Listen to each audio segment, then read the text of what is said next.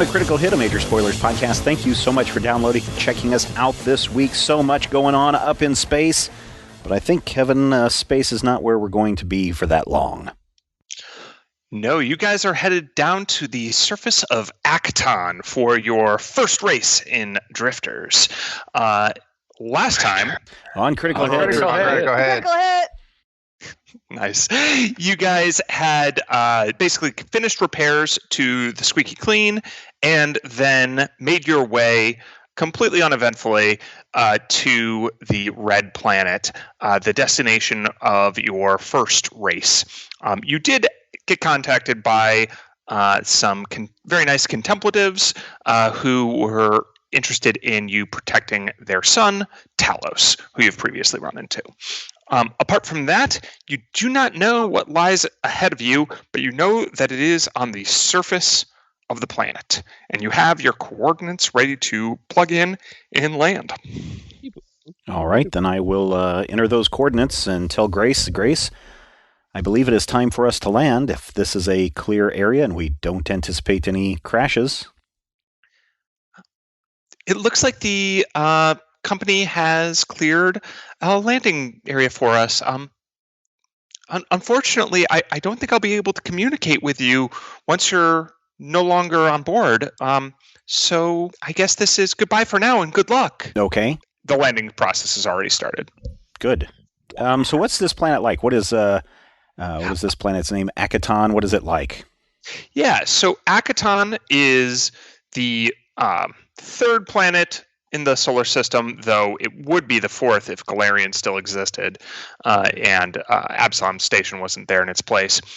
It is a desolate red wasteland. It is red because it's very rich in iron.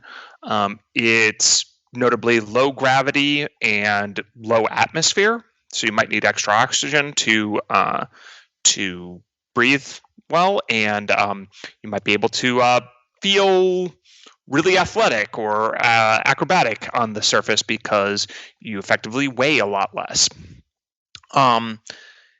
It's notable for having been a mining planet at some time in the distant past before drift technology took off. It was used for a mineral called Thasteron that was the primary ingredient in pre-drift engines at the time, and it's now basically a burnt-out husk. All the corporations have abandoned it, and it is run by cartels and gangs and really mercenary corporations as little city-states that dot this lawless, barren wasteland. And we're bringing the entire Squeaky Clean down, correct? We're not in a shuttlecraft or anything? No, the Squeaky Clean is capable of landing on a planet's surface. It has like the little thrusters, and it blows up a bunch of dust. There is a lot of sand and little metallic dust all over the place, and it has landing gear, so it's fine for that. It does not have any shuttles, but it does have that little cargo bay, which currently holds your buggy. Excellent. I'll open up the communication system.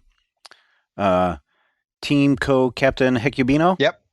This is Bob. Oh, hey, Bob. Hey, we're getting ready to land. I noticed that the oxygen levels are not really high on this planet. I also noticed that the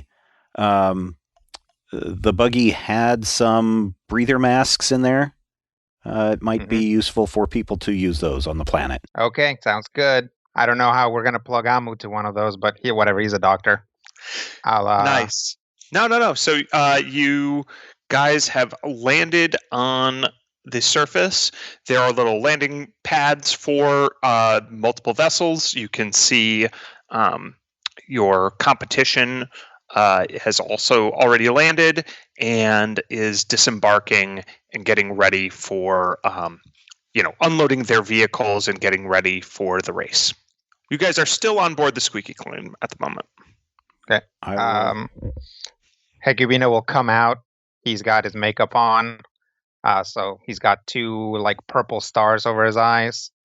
And he's also wearing what appears to be two long metal poles sticking out of the shoulder pads of his armor, and is armed and armored and ready to go. So what's the deal with these poles sticking out of his armor? What are they like? Right now they just look like poles. Okay. All right. Curiouser and curiouser. So what does everybody else do? Once the ship has touched down, I'll power down the engines and put everything in standby, and then go to the bay, and I'll help Skritic unload the buggy onto the planet. Okay, well, goodbye then. Bye, Says ship. Grace. Bye, Grace. Bye. So you unload the buggy. Now, you guys have had an opportunity while you were in transit to adorn said buggy however you wish. You do, assuming the materials on hand, which are cans of spray paint, random, like super high-tech computers, maybe some 3D printing, a couple of wrenches, and Squeebo. So using, this stuff you have, Iron Chef style, you are allowed to make whatever cosmetic changes you wish to the buggy. And you know that image matters. So what does the buggy look like now? Well, it definitely has a lizard head, not exactly a hood ornament and not exactly one of those Viking heads on the front of the ship, but somewhere in between to emblematize, if that is a word, and it is now, Team Lizard Brain in a very lizardy way. Yeah, I'd probably try to push for it to, I would say, like, to our Team Purple colors, and then also we should come up with a name for it. Vangi will suggest the Dust Bunny. Oh, that is good, but it kind of clashes with the lizard stuff. Yeah, I think we should just 3D print a bunch of spikes and then line them up the hood and then down the back so that it looks like a sort of a dorsal spine ridge. Spray paint that green, and Hecubino will suggest that we call it Squeebo Jr. Quentin's suggestion will be the Sand Skink to keep the lizard theme. Yeah, that's not bad. Skinky. Well, somebody had to go there. I'm glad it was you. I painted some flames on the side. Nice. Cool flames, yes. Amu will be attaching his shell to the side. All right, so let me get this straight. What's the base paint color? Purple. Probably whatever color was there I think the before. base is purple with these. Okay, it's purple, and then we have 3D printed spikes forming like a ridge, and at like maybe the wheel barrels, and those are all spray painted green, and then it's got a giant lizard head on the front, and then it's got cool flames. Now, when you say cool flames, do you mean they're flames but they look really cool? Yeah, or do you mean they're like a cool color? No, like they're flames blue? that look really cool. Just sweet, blazing red flames and orange. And on the rear, even though it is completely non-functional, there is what looks like a rocket that actually has LED lights inside. So when the vehicle is in motion, you actually look like you have a booster rocket on the back, even though it's not. It's purely decorative, but it's a Quentin rocket. touch. And then where are the Recreachi shells, Rob? Oh, it's going to be the actual like mobile lab shell attached more or less to the side of the vehicle. Like a sidecar? Pretty much. Yeah, that's beautiful. Completely cohesive and on theme. I love it. Yeah. Okay. Oh, this does Can we remind paint me. his shell to look like a brain? No one's stopping you. I mean, Sweet. Amu can look like a brain in chunks. Gross. Love it. Never seen brain coral? Yeah. Oh, no, I definitely have.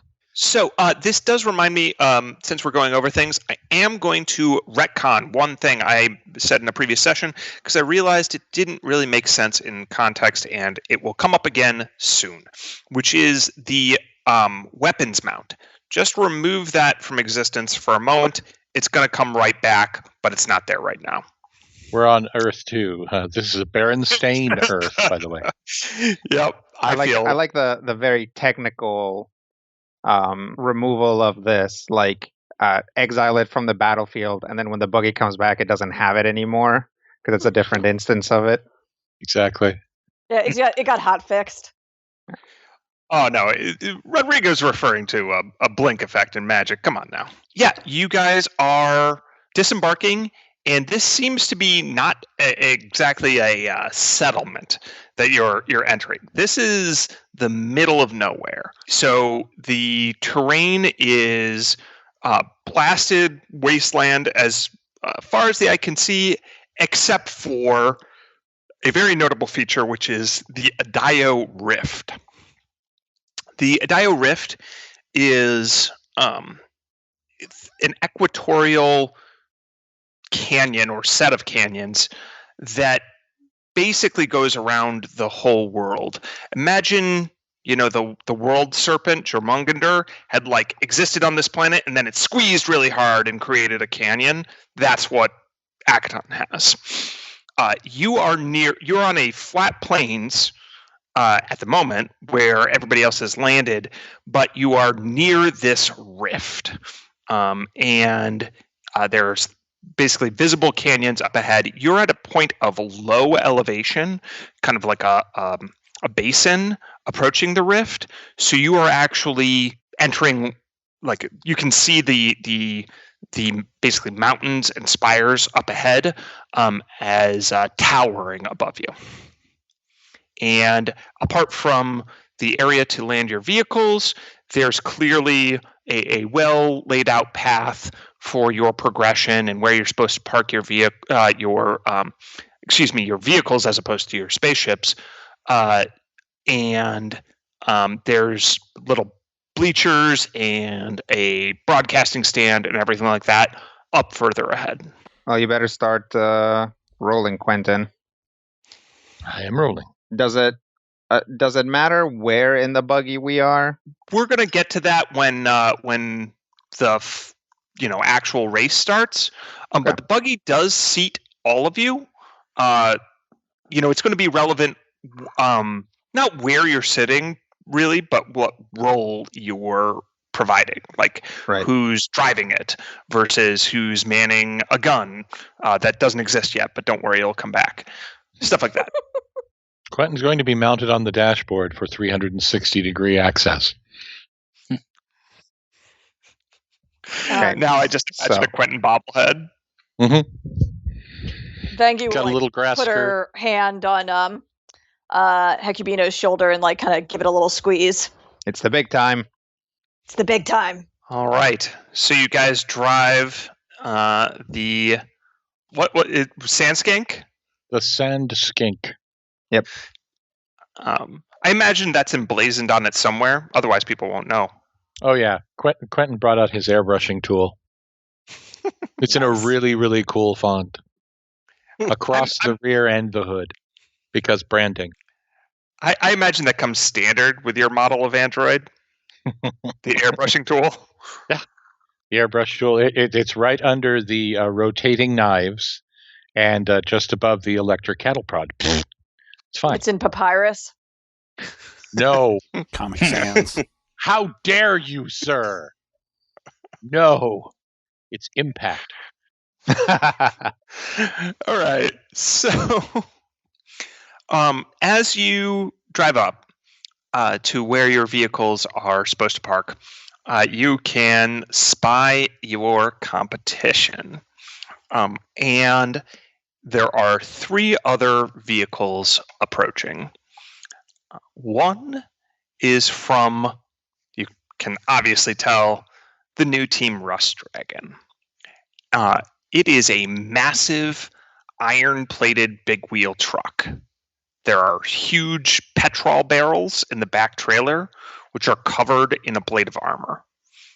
The giant rig is covered in ladders, valves, gauges, and thick metal plates. It has an enormous aurochs catcher attached to the front truck tractor, with iron bars scraping just inches off the ground and designed to look like a dragon with a mouthful of long teeth. Imagine the thing that's in front of a train. It's got a huge one of those.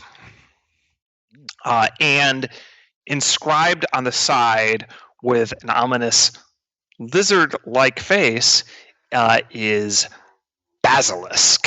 The next vehicle that pulls up is a Formian Colony Utility Vehicle, or CUV, which is a living organism with nigh infinite cilia that crawl ceaselessly over the terrain.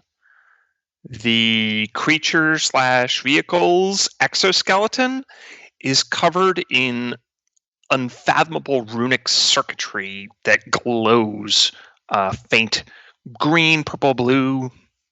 And if you pay attention to it for long enough, you notice that they're basically when it's crawling on those cilia, old ones die and break and are discarded and shed from the CUV's body while new ones are grown. Gross. Seems And last but not least is one. Oh, by the way, that one in those runes, it says in a script you have never read in your life, but you instantly understand and it just embeds itself in your mind. The Colonizer. Yeah, not creepy at all. And then the last one is a sleek and sharp, long-legged and nimble tripod.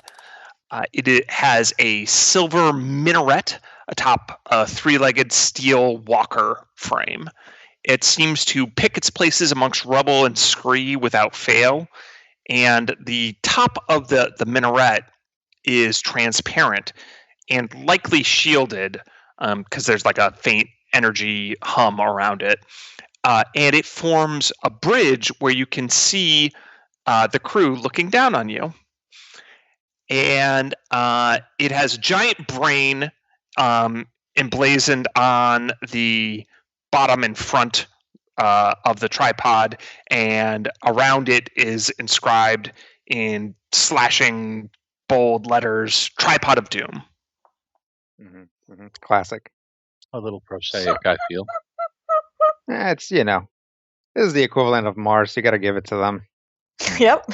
So you all drive your vehicles up to the assigned parking spaces, and then you're all separated by large plastic sheets that cut off your line of sight to your fellow competitors. Just a moment after that, a team of engineers adorned in the 27th season of Drifters attire starts immediately overhauling the sand skink. They wheel out an enormous jack, drills, oversized wrenches, lasers, just everything you can think of.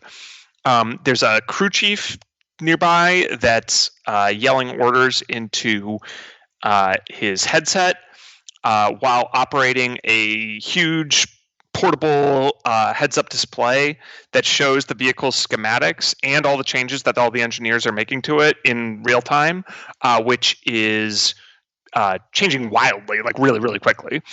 And in a flash, like just when you're about to ask what they're doing to your vehicle, they're finished.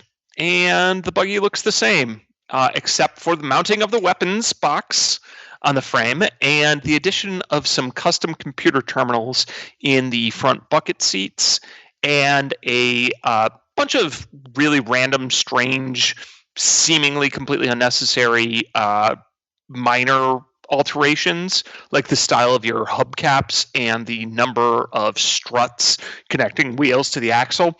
Anyway, it looks totally fine. Oh, good. Vangie just runs her hands over the mounted weapons and kind of knocks on it. It sounds pretty solid. It seems like this thing is dense and probably packed to the brim full of deadliness. She nods approvingly. I really quickly take a can of spray paint and spray paint angry eyes onto it.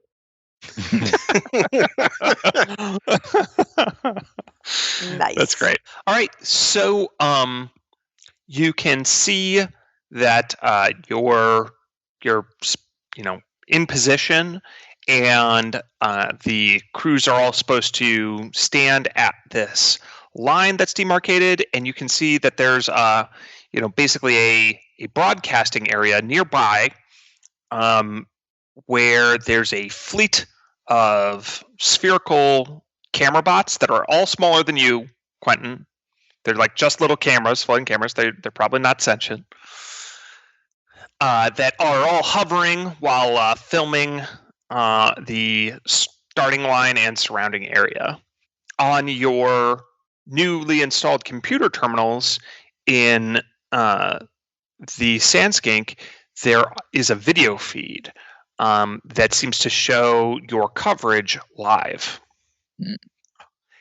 So this feed cuts to a swoosh-shaped desk made of some shiny silver metal with two beings behind it, evidently filling the roles of play-by-play announcers.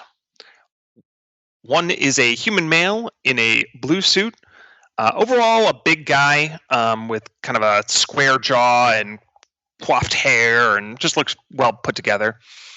The other is a floating jellyfish-like creature, but instead of the central bell that a jellyfish has, it has a rotating mandala with several eyes coalescing out of the protoplasm. Is it also is this wearing one of a those blazer? juvenile things that eventually form a collective? Anyone who is trained in it can make a life science check. Yeah, I'm not. Hi, nat 20. Yeah, that'll do. Whatever it is. Automatic 20. Yep. Yeah, that's the one. So that is a Barathu. And yeah, Sam did get that right. They do have an early stage and a late stage. Their late stage tends to be more collective oriented, but they are definitely a race of shapeshifters that are capable of rewriting their own DNA, which makes them very adaptable to different circumstances. And yeah, you guys, after your vehicle has had its fixes, you guys can see that there are fans in the stands nearby. People are cheering for you. You can see Crystal Wiles is actually in attendance, still looking at her portable comms, and not caring at all about you. And you can see the vehicles of the other teams, and you are at a literal line in the sand that is the starting line. All right, and at that, the announcers begin. Hello, everyone, and welcome to the 27th season of Drifters, the Galaxy's infosphere show with the highest mortality rate per million viewers. I'm your host, Jock Hammer, and with me today is Shu Lai, my new co-host from Bretheta. You know, after I eat some legumes, my partner calls me a gas giant. Are all human attempts at humor so scatological, or is it just you? Regardless, I will be providing ongoing analysis and insight to offset your color commentary, emits the Barathu. And speaking of color, we're back on the red planet of Akaton. Fans might recognize this track from the penultimate episode of Season 24, but rest assured we've made loads of modifications to ensure this race will have more surprises, deadlier hazards, and even fewer safeguards than ever before. Now let's meet the contestants. And a crew of interviewers is swarming Team Rust Dragon briefly. You guys have a moment to react while you're not on camera, except for Quentin. All right, everyone got their intros. Everyone ready to meet the world? Yeah, game phases, and Hecubino will press a button on his armor, and those sticks will emit a pair of holographic flags. One of which says Team Lizard Brain, and another one which says "This space for rent." Yeah, and Vangie will like nod and press the button on her own things that have the matching holograms. So these are holographic Sashimono. Yeah. We spent our precious starting wealth on these things. Nice. Oh, that's great. So after a moment, the crew is over to interview you. So they all approach, including the announcers, the human jackhammer walking while Shulai floats. And they say, and this is Team Lizard Brain, is that right? That's right. And tell us a little bit about yourselves. Well, we hail from all over the cosmos, you see. We are a ragtag bunch of super cool guys, and we're about to show drifters what it really means to crush that finish line. That's just great. And you're representing? We're representing Space Suds. Space Suds for when you want it clean, like right now. Also, technically a food. Wonderful. We love newbies, don't we, folks? Newbies have a statistically higher chance of death. Promo mode engaged. Oh yeah, my name is Quentin, and you need to know 2 things about Team Lizard Brain. Number 1, we come to win. Number 2, we come to win. Promo mode disengaged. The host stare at you, aghast. You weren't sure you could tell what aghast looked like on a Barathu until now. now you know. Or like, right. Okay then. Well, good luck, Team Lizard Brain. And then they move on. Thank you. Good job, everyone. I dislike both of them. Yeah, well, we're not here to make friends. We're here to except win. for yeah. We're here to be friends.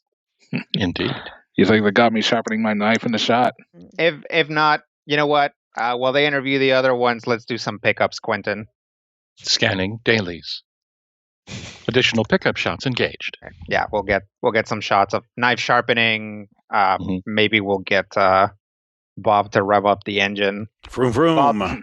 Bob can do that thing where he like reaches up and closes the pockets on his shirt and then looks really awesome for a second. And I adjust my goggles. Yeah. And my scarf. Yeah. And I'll throw in some whip pans and a really just whoosh effect every time he moves. It'll be awesome. And just like get a syringe. Yeah, just get some creepy side shots of Amu's shell with like something crawling out of it. Nice. Some really cool shots of bits and pieces of them moving around. That would be cool. Yeah. And like Vangie and Hecubino back to back in like combat glamour poses. Yeah. Awesome. All right. So they have finished their introductions of the rest of the crews, and everybody is almost ready to go and start revving up their engines.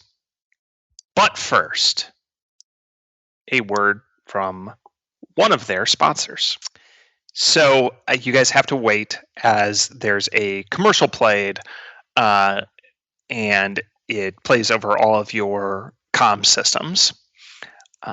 And a Formian appears in front of you. Formians being these ant-like insects with 6 legs, I think, and a thick carapace, taller than a human being, and having a very strictly hierarchical caste structure based off of telepathy and mind control.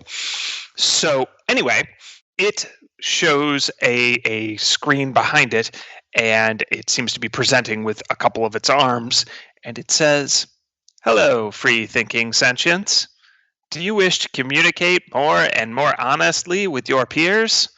Are you tired of generic advertisements that clearly do not know your innermost desires? Are you adrift in an uncaring world of ennui and isolation? Are you interested in knowing every thought from your ex-partner when you were young?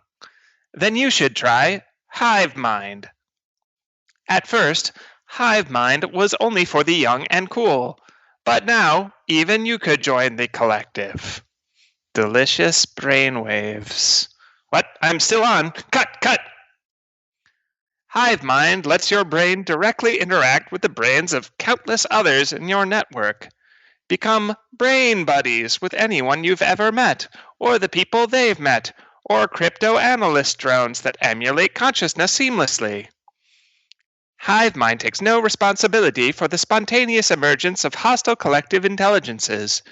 By using Hive Mind, you cede all rights to private memories and in perpetuity and agree to the shared intelligence brain hosting model of computation. Hive Mind, everyone is there already. Do you really have a choice? And then the ad ends. But we already are a hive mind. Vega's like, sounds like we should probably sign up, right? Like that's where the sponsors are going to be at, right? Well, let's just we'll just wait and see if we get like a competitor wanting to start something up. They're going to be looking for new teams on the up and up. But it says that everyone's already there. Oh, but we already are a hive mind. Well, let's have Amu try it first. Yeah, okay. You try it out. Tell us how it is. Yeah, we'll sign him up with like a burner account. Yeah. All right. You can tell from the backgrounds that I didn't describe in that ad and the runic circuitry of the colonizer that is the Formian team's sponsor, which is the giant living organism vehicle. Makes sense. Ants. So, at this point, the tension is super high, can cut it with a knife. The atmosphere is super low. You can cut it with your hand doing one of those chopping motions. And you guys are hyperventilating for a combination of those two reasons as the race is about to begin. Your breathing seems to be troubled. Just getting used to the old lack of gravity and oxygen. Don't forget the existence of the masks. I'll be Kevin, fine. does my armor have a built-in life support system? I don't believe yours does, so I think that is one of those things that armor can definitely have built into it, but I don't think yours does unless it says it does. Also, for reference, I have the jump jets built in because my armor only takes one modification at a time. Nice. Yeah. So, for frame of reference, this planet has about a third as much cohesive atmosphere, or I don't really know how that works, but a third as much atmosphere. You're getting, imagine you're at the top of a mountain. In terms of breathing. And it also has a third as much gravity as Absalom Station or, standard / Earth gravity. Okay. So things bounce a little bit more.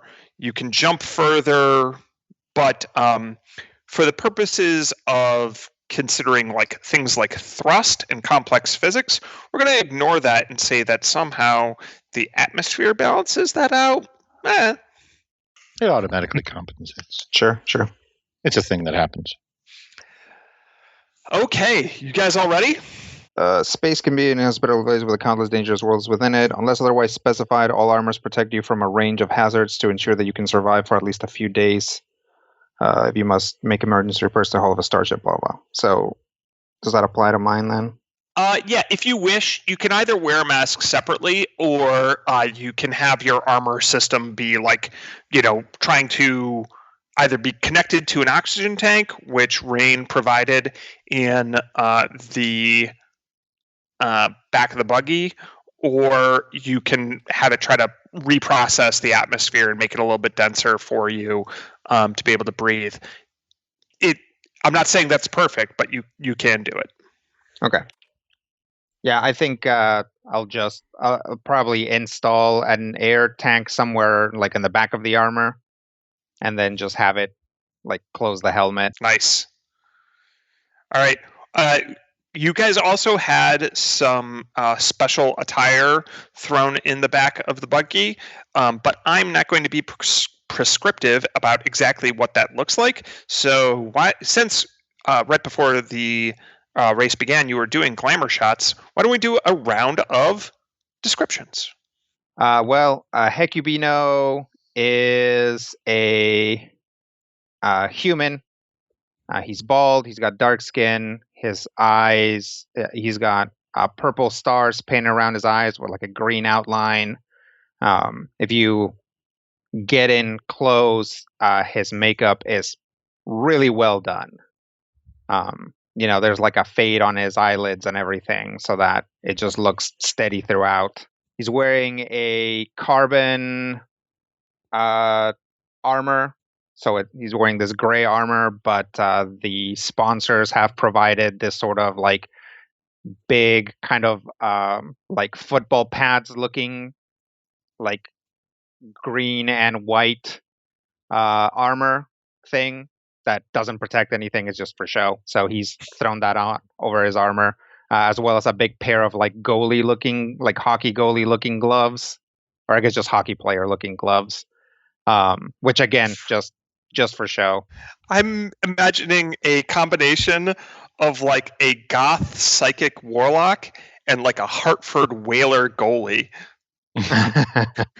I'm seeing like Wild Wing from the Mighty Ducks, only, with the head of Spock.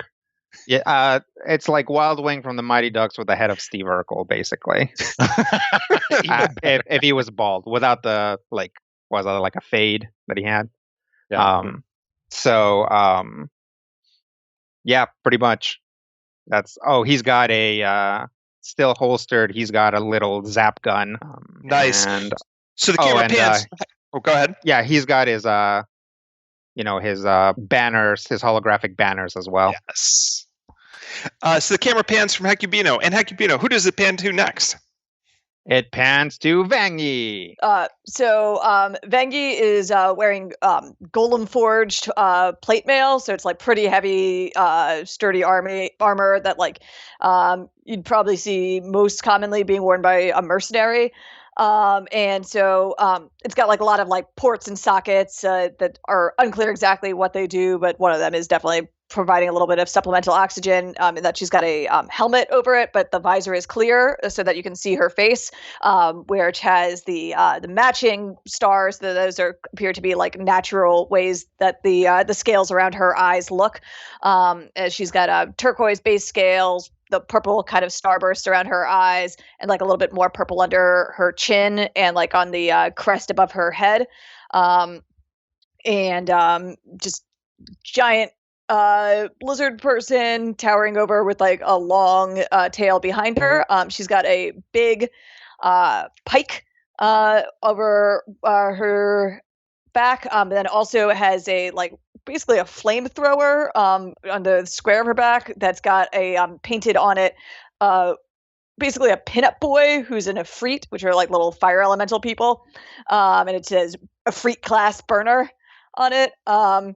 And then she's also got the holographic Sashimoto. Nice. So your Ifrit class burner is also custom labeled the hotness. Nice. I also love it's a classic for a reason.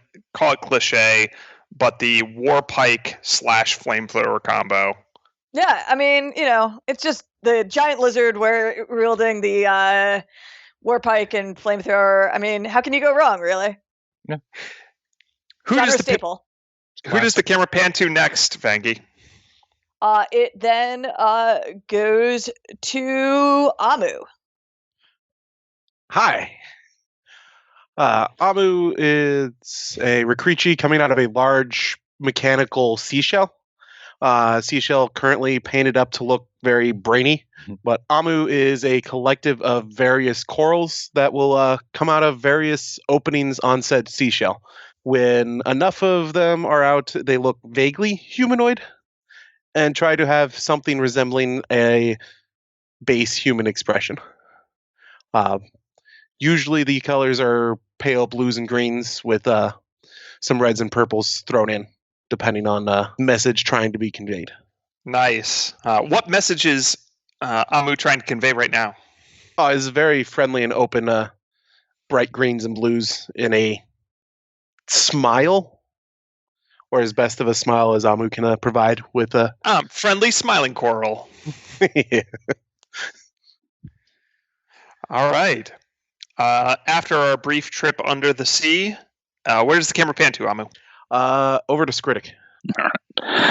So Skritic's there, basically in his Defrex hide armor with plenty of bone spurs and hard, spiky chitinous plates. He's also managed to produce and is wearing some sort of creature skull with the mandibles coming down as like cheek guards. And he's sporting his survival knife and semi-auto pistol, kind of doing a little action menacing pose as he glares at the camera.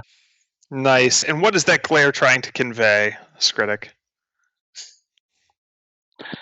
Menace? Menace. A menace with a question mark. Perfect. That is exactly what it conveys. Like they have basically closed captioning, but it assesses your posture. In parentheses at the bottom of the screen, it says ellipses menace question mark. Menace. Yes. And who does the camera pan to next, Skritic? Who's left? The robots. Quentin. Those the robots. We'll go with Quentin the then. robots. Quentin. Quentin, as you may recall, is a brushed seal sphere, roughly the size, somewhere between, I believe we said, a soccer ball and a medicine ball. Has a tendency to float around, and until Hecubino said game faces, had basically just sort of a glowing emoji face, pleasant half smile. When Quentin hears the word game face, it changes to a low-res face with big, grindy teeth and an eye patch and a snarling expression, sort of a cartoon face that you see. He goes and looks through the stuff in the back of the sand skink, and you suddenly hear... Quentin floats up, having found a Viking helmet with wings on each side that wasn't big enough for his shell, so he cut it in half, mounted one half on each side of the top of his shell, so it looks like the angry, snarling eye patch face is now wearing a Viking helmet, and on one side of the helmet in bright red letters, "Born to Cogitate." Quentin has come to play. Nice. Now, is the eye-patched, pirate-like face Quentin's wearing, is that the result of a standard image search, or is that a privately, generated, fake human face, or is that, stolen off of someone's profile? If you remember back in the days when low-resolution graphics were the thing, it's sort of that. I mean, he can do a much more realistic face, but this one is designed to be specifically as impressionistic as possible. So it's just sort of a low-resolution face. It's not a particular person, unless you're really, really old and know who Nick Fury was. But again, that's a cultural reference that that's Quentin before the make. gap. You can't reference anything that happened before the gap. I mean, blip, gap, blip, whatever. This is the thing, though. Quentin would not do that. Matthew cannot live without references, my friend. It's like oxygen to me. So no. Okay. Yes. So my question to you is it a totally original work created by Quentin? Yes, and it has a little fake cigar sticking out of the mouth. Perfect. There's A an little image of a cigar. pop-up occurs that's just automatic because you're connected to the infosphere. It says, "Would you like to copyright this image for eternity?" And it costs 5 credits. Ting. Yes. Okay, cool. Boom. You're My unfortunately face is signed up for this copyrighted. copywriting mail list forever, but you've got it copyrighted. That's fine. It's a division of Trademark. Omnicorp. Yep. You know Omnicorp, a sea of amusements to keep you from taking up arms. Quentin, there's Yes. only one crew member left. Who's the camera pan to? The camera pans dramatically to Bob. Bob is a 6-foot-tall android, pale complexion.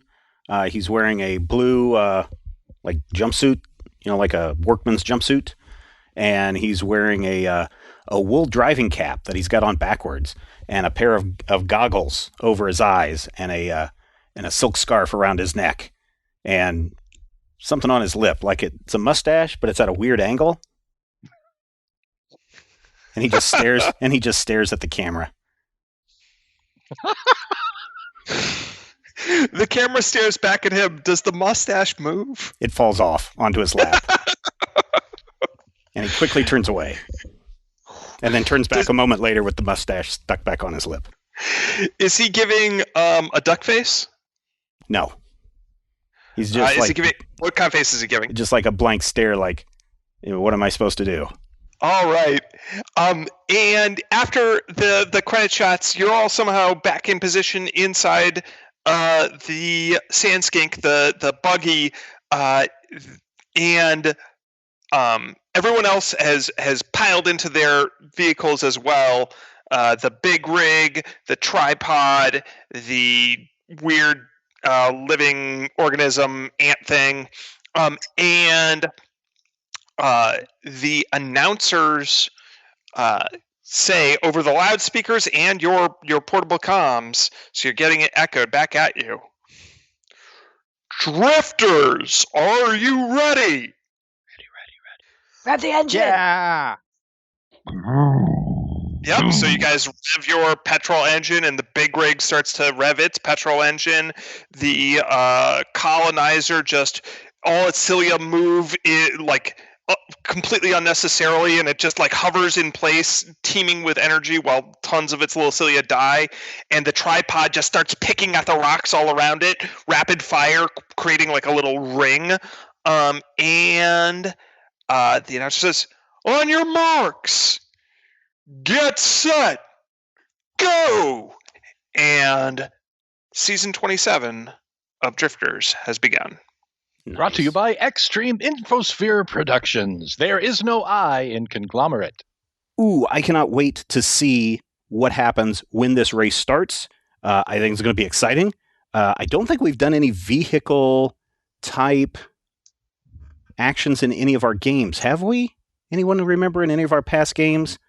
Maybe a couple skill challenges. We've definitely done skill challenges that involved, and we fought a tank once in Critical Oh, Hit. right. Oh yeah, But I clack.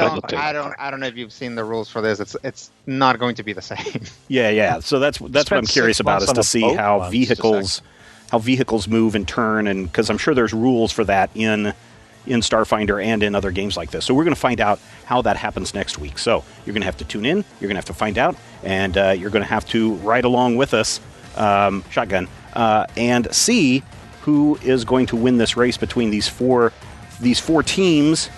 But until then, here's hoping all of your dice rolls are critical hits.